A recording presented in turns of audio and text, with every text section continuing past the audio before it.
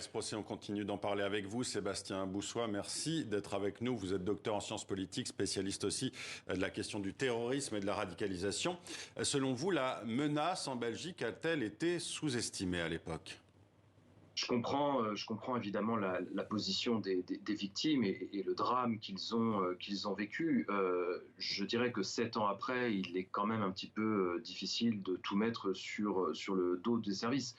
Déjà parce qu'ils ont fait un travail assez extraordinaire en amont, mais également après, il y a eu une coordination qui a pu se faire, peut-être sûrement trop faible à l'époque, entre la France et la Belgique, parce que je rappelle quand même qu'en général, les petits pays comme la Belgique s'appuient beaucoup sur les services de renseignement de leurs voisins qui sont beaucoup plus puissants. C'est-à-dire que la Belgique s'appuie en général majoritairement sur les services français et allemands. Et puis, il y a le millefeuille belge, comme l'a rappelé Gilles Vandenburg, qui évidemment ne facilite pas les choses entre le niveau fédéral, le niveau local, la police d'un côté et les services de l'autre. Je crois que le pays n'était pas prêt, mais aucun pays, de toute façon européen, n'est par essence prêt à devoir affronter une telle menace.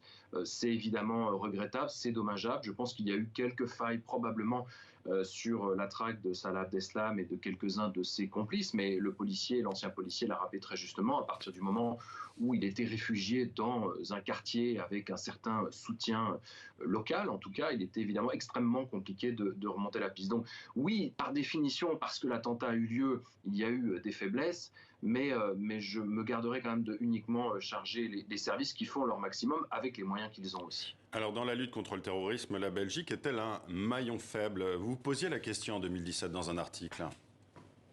Oui, je me suis posé cette question, effectivement, de par les éléments que je vous ai d'ailleurs donnés. Le fait de devoir avoir la nécessité impérieuse logistique et financière de s'appuyer sur les pays voisins n'est évidemment pas extraordinaire en termes d'autonomie de sécurité et d'information. Ce qui est clair, en tout cas, c'est que sur certains quartiers, il y a eu du clientélisme, il y a eu une certaine façon de favoriser certaines dérives radicales. Ce n'est pas uniquement Molenbeek en particulier, c'est beaucoup de communes que l'on a pu trouver également en Flandre. Et puis il y a eu un mouvement catalyseur en Belgique qu'il n'y a pas forcément eu en France, c'est Sharia for Belgium.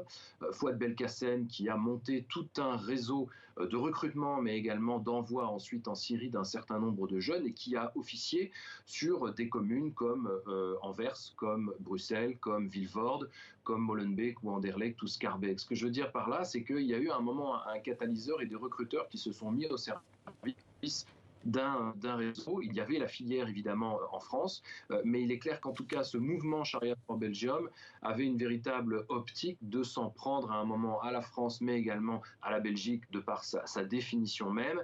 Et globalement il est clair que le système politique belge n'aide pas. La radicalisation d'un certain nombre de quartiers et le soutien à un certain nombre de communautés non plus, mais je dirais que ce n'est pas forcément pire que la France, parce que des quartiers en France, comme par exemple Nice ou Grenoble, ont envoyé beaucoup plus de jeunes en Syrie que Molenbeek, dont on a fait une sorte de catalyseur de l'ensemble des maux du djihadisme. Il y a eu une réalité à Molenbeek et dans plein de communes en Belgique, mais pas uniquement. Oui, il y a une stigmatisation. La menace reste-t-elle élevée en Belgique et en France, cette menace terroriste ? Alors je dirais qu'il ne faut pas négliger la menace. L'État a mis du temps à réagir en termes de prévention notamment. Je pense à l'organisation avec laquelle je travaille qui s'appelle Safe Belgium, qui a été fondée par Saleha Ben Ali, dont le fils était parti en Syrie.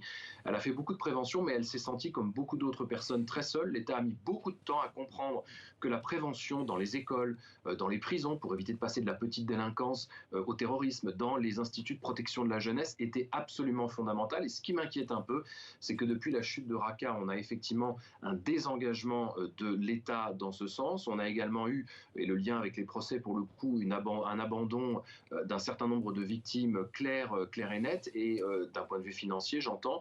Et puis il y a une démultiplication, et les services sont aussi préoccupés par ça, il y a une démultiplication d'autres fronts de radicalisation. Je sais que les services belges travaillent énormément sur Canon et sur toute cette extrême droite qui vient des États-Unis, fondamentaliste, radicale et limite néo-nazie, mais il y a également également d'autres courants, les éco-terroristes. Et on voit bien qu'en fait, le djihadisme a décru en termes de centre d'intérêt et de focale pour l'opinion, d'ailleurs, comme pour un certain nombre d'acteurs publics.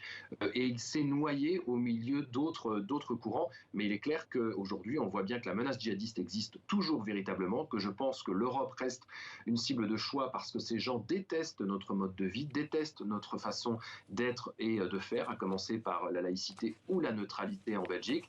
Et je crois qu'à un moment ou un autre, s'il y a un nouveau catalyseur, un nouveau califat qui émerge, il est possible qu'on soit à nouveau effectivement la cible. Je rappelle et je finis qu'il y a une quarantaine de pays dans le monde qui ont eu encore une franchise de Daesh, qui combattent avec Al-Qaïda contre nos modes de vie, mais également contre plein d'autres pays. Merci Sébastien Boussois pour cette analyse.